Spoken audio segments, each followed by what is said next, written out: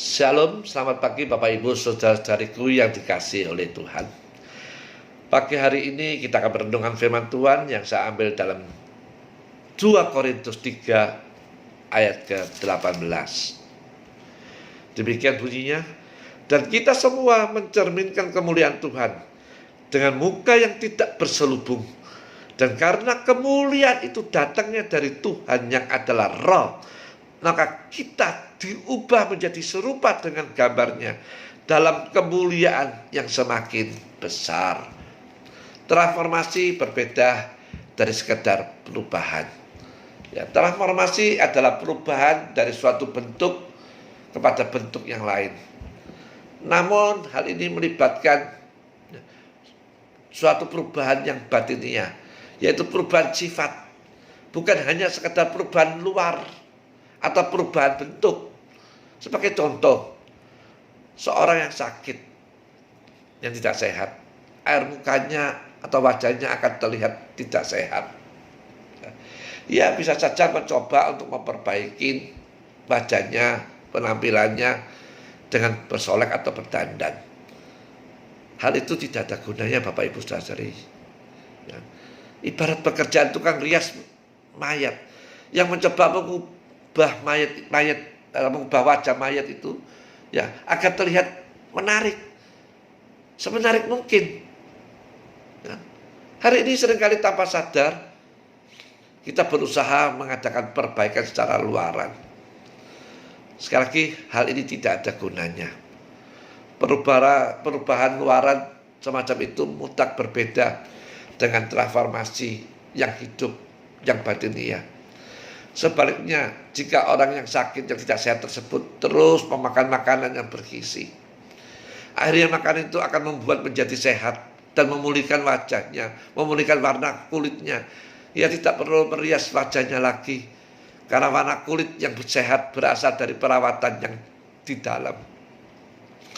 Gizi ditransmisikan ya, ke dalam tubuh kita, dan bahkan ke dalam kulit kita, membuat ia memiliki wajah atau kulit yang sehat. Kita bertumbuh bukan dari koreksi luaran, atau perbedaan, atau pembenahan luaran, atau pengembangan diri.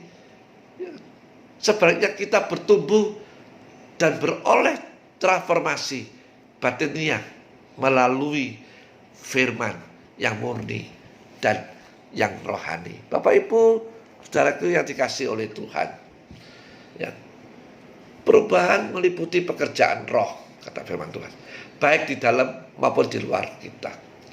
Roh itu bekerja melalui lingkungan untuk mentransformasi kita.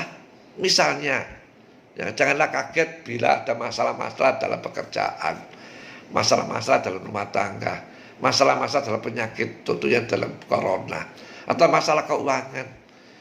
Semuanya itu dipergunakan Roh Kudus untuk menekan dan membakar kita sehingga kita dapat ditransformasi menjadi batu-batu permata yang berharga.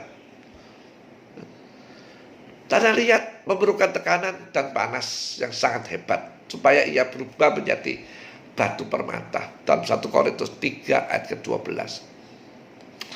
Menurut Roma 8 ayat 28, dikatakan Allah membuat semua perkara bekerja sama untuk mendatangkan kebaikan bagi kita. Paulus adalah seorang beriman yang paling banyak mengalami hal-hal ya kan, buruk dalam kehidupannya maupun dalam pelayanannya. Dalam 1 Korintus 3 ya, atau dalam 1 Korintus 4 ayat 11 sampai 13, ia berkata, sampai saat ini ya, sampai saat ini kami lapar, kami haus, ya, telanjang, dipukul, dan hidup mengembara. Kami melakukan pekerjaan tangan yang berat. Kalau kami dimaki, kami memberkati. Kalau kami dianiaya, kami sabar. Kalau kami difitnah, kami tetap menjawab dengan ramah. Kami telah menjadi sampah ya, dunia. Kami telah menjadi sama dengan sampah dunia.